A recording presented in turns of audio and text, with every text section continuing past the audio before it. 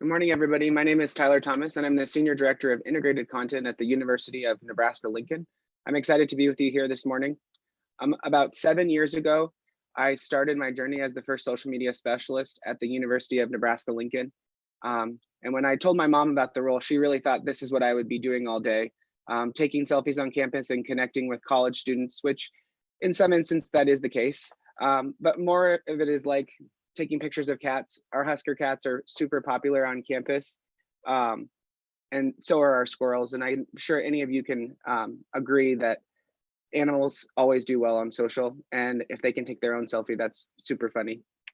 But when I started my role, I really wanted to focus on being a storyteller and using the digital space to build a community.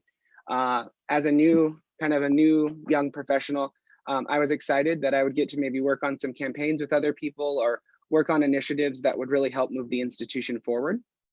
And I was going to get to play in the social space. I had previously in my role had to be all over what was going on in regard to the interactive space, but this was my opportunity to put the University of Nebraska-Lincoln on the map when it came to social media with the first one in this role. What I didn't realize though, was the role that it was 24/7. I went from a job that was pretty demanding and busy to a job that never really stopped and never slept. I have a lot of energy and I'm always excited to be working, but these are things I was not aware of when I took on the role.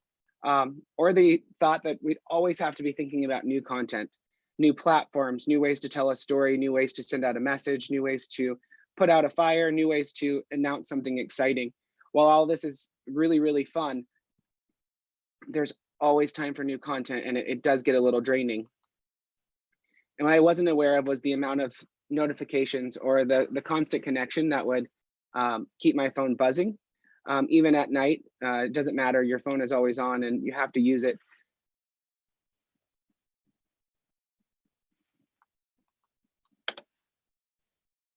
And the customer service aspect. Well, I love wearing my big headphones and funny mic. Not only were we able to create content as social media managers or specialists or whatever role you are in the social space, customer service is one of our largest roles. And I think this is an area that we excel in, but also struggle with telling other people about it. How do we let our supervisors and bosses know that we've answered 300 DMs on Facebook this week, or we're working through Twitter and Instagram messages and just trying to help our communities navigate our campuses online. And this is an area that I didn't anticipate as I was creating content. I can plan content left and right, but being an expert in everything on our campus and triaging is something that I've had to learn. And it's something that is exciting, but also it takes a lot out of you. And the trolls. Another piece that I wasn't really aware of was the amount of energy that I'd be spending as being the dartboard of the institution. The good things, the bad things, people who have questions, people who are angry, people who want a snow day. All of that comes and filters through a human, which was me for a long time, in addition to members of my team. And what I didn't realize when it came to the trolls, and I use that term very loosely and also with some love, is the amount of energy it would take out of me, having to read messages that usually aren't suitable for work, or messages that just are not energizing at all, but having to internalize all of that and then keep going on with your day and then figure out what to do with it next. And crisis, again, as a young marketer and thinking about all the fun things you can do on social, we have to wear all these hats and dealing with a crisis like many of you are dealing with today, if not all of you, and have been dealing with for the last 2 weeks, 3 weeks, and will deal with for the foreseeable future with COVID-19. We have a whole new skill set that is required of us. And I think I read an article the other day about how important our role is at the table when it comes to a crisis. And this is an area that it is super responsible and super important for our roles, but also is something that they don't teach in school. And it's an area that we have to really focus on, not only being able to respond and to share messages proactively, but also deal with our own mental health as we are receiving messages that we can't answer or that are just not super exciting. Crisis is an area that I've had to grow in. I've learned to love it, but it's an area that we all struggle with, but we struggle together. I think the largest thing I haven't realized and I'm still working with is which direction to go each day and every day. We are constantly pulled in different directions between different expectations or appointments or excitement or skill set. Which way do we go? Which way is north? And that North Star might change minute by minute, hour by hour, especially in a crisis situation. So as I've been working through all of these content,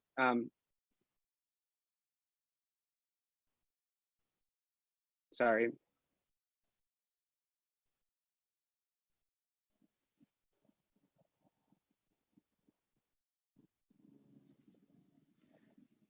Sorry, my computer stopped for a second. But as we look at which way is north, I have learned quite a few things as I've gone through this experience.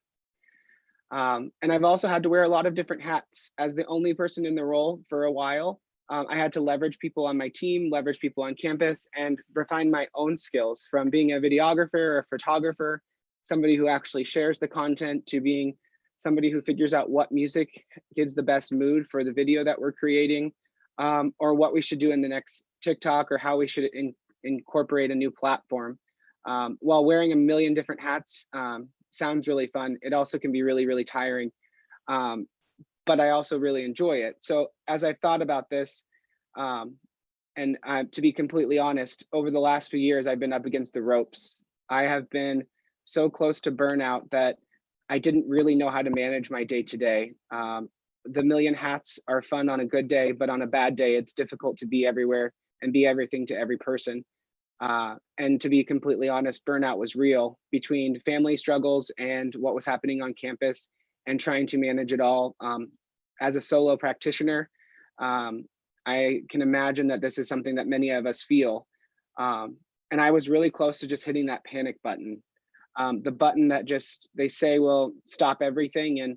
But ultimately, what will it fix? As you panic, you really shut down, and that's not really helpful for yourself or for anything that you're working on. So as I looked to hit the panic button, as I looked to tap out, I took a deep breath and thought more about, what if I could reset?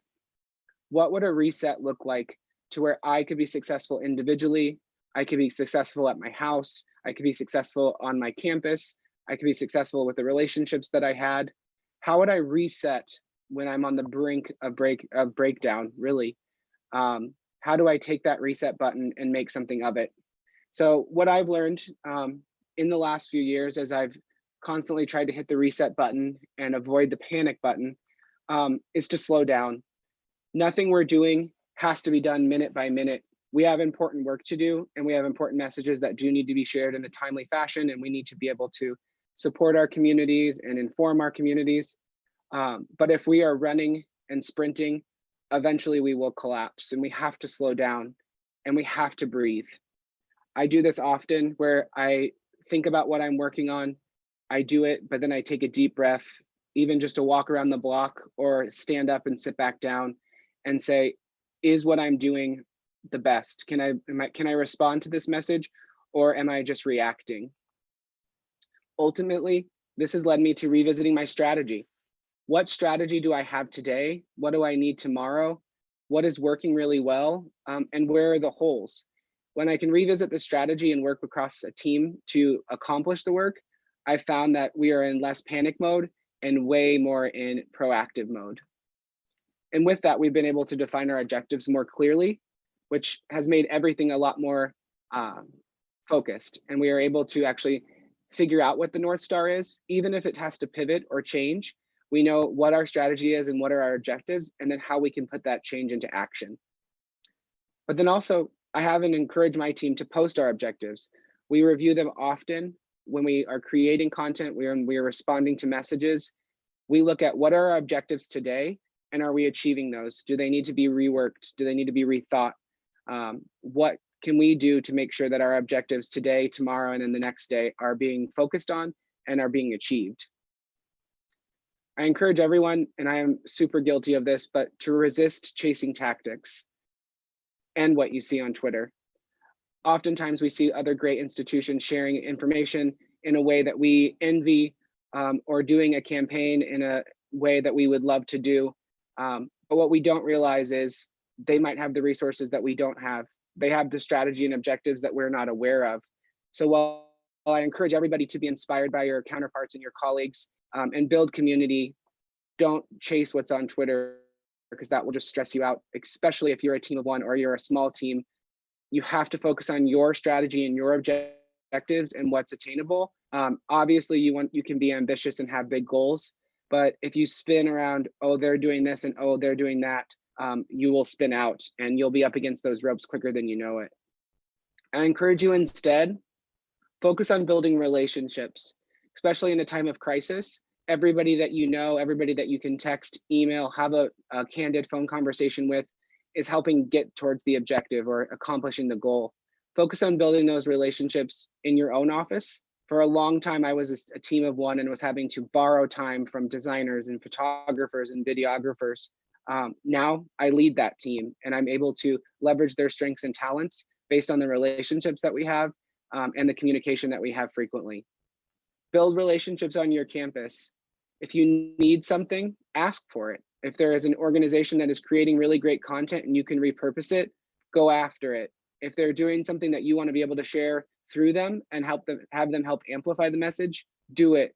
But if you can build relationships across your campus, you'll be stronger in times of crisis, but you'll be stronger on your best day as well. There's nothing more that I love than being able to walk across campus and walk into a room and be able to say, I've talked to all of you in the last month or 2 months or 3 months. And if there are people in the room you don't know, go introduce yourself. In the world of social, we have to be connected. And even for the introverts, which I actually am one, going to say hi and giving a fist bump or at least sending an email after to connect with somebody new will allow you to slowly move through and build those relationships even at your own level of comfortability. Build relationships with others in higher ed. I'm speaking to crisis now because we're in the middle of one, but I saw something, I wanted to ask about it. I DM'd somebody earlier this week and I got an answer within 2 hours because of the relationships I've built at conferences, online, just connecting with people in Facebook groups or following specific higher ed social media hashtags or joining great organizations like this, Virtual South by Southwest. Reach out to people that you have questions, reach out to people within your own conferences or school types. Reach out to the people you admire and reach up to the people that admire you. Any of those relationships will lead to bigger and better things and answers that you need faster. I would not be where I am in the industry and within my own role if I didn't have these relationships. I'm presenting today, I think because I have something great to say, but also because Nikki and I have been friends for probably about 5 years now. And as you look across, the people who are presenting today, the people you see online, the people you meet at conferences, reach out, build those relationships and keep them close because you'll never realize when you need them until you actually need them. One of the biggest areas that I've had to clear up to get off the ropes and to make sure that I can keep fighting each day and having the energy is setting clear expectations. And that's with myself, that's with my team, and that's working across disciplines, working up the ladder to leadership and working down to people that maybe report to you. I am a huge fan of expectations because if everybody knows what they're aiming for, they know how to get there. And then you know how to fix problems if they come up or celebrate them when they accomplish something. But it's very difficult to be organized or to accomplish big things if there's not clear expectations for yourself and for your team. And I think the biggest thing is to be aware, especially as a manager, what you're doing and how your own actions set expectations for other people. Listen to one another. I know this seems obvious and maybe you're all listening today, shaking your heads and smiling, or maybe you're disagreeing with what I say, but in the end, if you're listening and taking something away from this, that's all that I can ask. If we listen to one another and understand the perspective, the opinion, the values, the lens that each person brings to a conversation, I found that this has been hugely successful in regard to being able to come up with new ideas, being able to mitigate a risk that I didn't see from my own perspective, being able to stay on strategy. A few people on my team constantly remind me that my suggestions are great, but they're not on brand or on strategy just yet. And we need to work together to revisit that. And having those candid conversations and listening to one another is the only way we've been able to accomplish that. Prioritize training and regular exchange of ideas. I don't mean everybody has to go to a conference, or maybe you can, but fight for an opportunity to educate yourself, learn some new skills that you are, been dying to learn, get away from your office and try new ways to exchange ideas with people on campus or in the community, attend conferences like this one. But if you can train yourself, you can continue to be an expert and put on those new hats, because they're not going away. But if we can exchange our ideas regularly, we can remind people of how to go back to a strategy and a goal. Celebrate your wins. This is the largest thing I think that we focused on the last year, is when something really works, celebrate it. Hang it up on the wall, take a picture of it, screenshot it, send it to the team. But if something works, even from one simple tweet to a giant campaign, let people know what worked and why it worked. Let them know you appreciate their work and celebrate that. If something didn't work, share that, talk through it. Make sure you have time to look at things that didn't work as well as you hoped. They don't have to be complete and utter failures, but something that maybe missed the mark or something that could be improved for next time. We have to have these conversations, and this will help us have a tighter strategy and make adjustments for the next time we're dealing with a situation. Focus on reporting what matters. As I mentioned, when I started 7 years ago, I was the only one in the role of social media. Now there's 3 of us that work on a team together. A lot of that was due to the ability of me to being able to report the success of what we were able to do in the social space. And that took me a lot of time focusing on what really matters. What were our goals? What were we trying to accomplish as an institution? And how can I report on that? What's the function? What's the formal way to do that? How often? This is how I was able to get human resources and budget. And while we can be overwhelmed with the data across our platforms, I encourage you to just keep it really simple. Go back to your goals, figure out what's the best way to report on those, and talk to your supervisor and how they want to receive it. We send a monthly report that is a one-sheeter for all of our platforms, and then an individual sheet for each of the platforms. So there's a quick summary and then detailed reports. It's all easy to digest, and it only highlights 8 to 10 data points, and not every single data point that is constantly available to us. Do it often. Reporting only allows you to get more in front of the people who are making the decisions, especially in a still relatively new discipline. Social media doesn't have the seat at the table every time.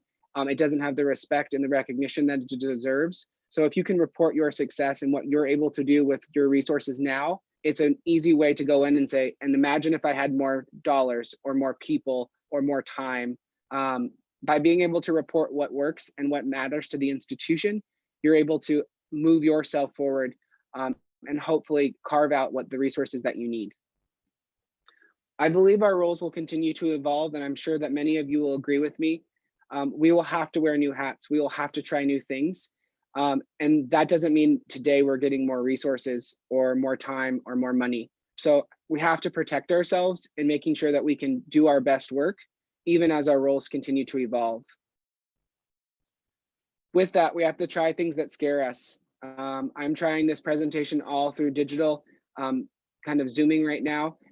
It doesn't scare me per se, but it is something that's new, something that I have to try. It allows me to learn something that I can then share with a colleague or try again. But do things that scare you, because that's the only way we're going to be able to innovate. And in most instances, that they're low risk. So I encourage you to figure something out, maybe not in the time of a crisis, but after, do something that is something that's different. And learn from those experiments. Like I said, share your wins and your failures. Every time you try something new or do a big initiative or even the smallest piece, evaluate what worked, what didn't, continue what worked, and get rid of what isn't working. That's the only way we're going to be able to keep up and continue to do great work for our communities. Again, like I mentioned, wearing more hats will happen. And I am looking at that as an opportunity to embrace it because I can look at new skills that I can learn, new ways that I can serve my institution, but also new resources I might be able to add to my team. As we look at these requirements to wear the new hats, I do think, though, that other people could wear them for us. We can diversify who's on the team. We can diversify who has to do what. You do not have to do it all. But again, I encourage you, don't panic. Panicking sets you into a spiral that you may or may not be able to get out of. And with my honest opinion and my experience, that spiral would have led to a whole new job or a whole new experience. And while up against the rope, it's a tough game.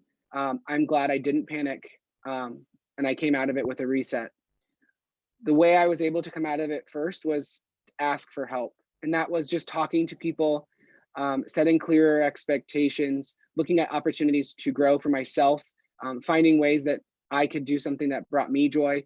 But it's okay to ask for help. You don't have to go at it alone. And if you're not comfortable asking for help on your own campus, send me a DM, reach out. The community online for higher ed social media is one big community of love. Everybody I've talked to and communicated with is willing to build each other up, exchange ideas, support one another. I've received more DMs this week in the stress of COVID-19 than I have in a long time, just reassuring me that they're there for me and that they will give me whatever I need. And I can be that for you as well, but you just need to ask for the help that you need. And it's okay to say no. I like to use yes, but if you have a very specific strategy and objectives and you're thinking through expectations that you've set up, I find it that it's okay to say no and say, yes, we can do that, but per our strategy or what we discussed in regard to objectives or which way is north today, this is what's best. I don't use no as a way to be combative or not listen, but it is a way to protect myself to say, this is how things are going to work, and have those actual conversations that need to happen, those honest conversations that need to happen. I encourage you to build a culture of collaboration. Look for opportunities to collaborate with people in your own office, on campus, across the digital community of higher ed social media. But if you can collaborate, we can build better things. We can look for new opportunities, and we can have a hell of a lot more fun if we're collaborating than trying to do most of the work by ourselves, or in a stressful situation. It's way more fun if you're in it together. The last week, my team and I have spent probably 14 hours a day together. And while we're tired and probably eating too many snacks, that relationship is what is keeping us together, and that collaboration is getting us through this really tough time. Focus on your team. If you have a team, if you're on a team, ask them what they need. Ask them how they're doing. Be honest with them with clear expectations, even if they're changing day to day. We have to know how people are feeling. We have to make sure that we're aware if they need a break, if they need a day off, if they need a walk around the block. But you have to ask them how they're doing, because we're very good at hiding what's going on while we're dealing with situations of greatness or panic. But if we can ask each other and lean on one another, I think we can have the best ability to support one another.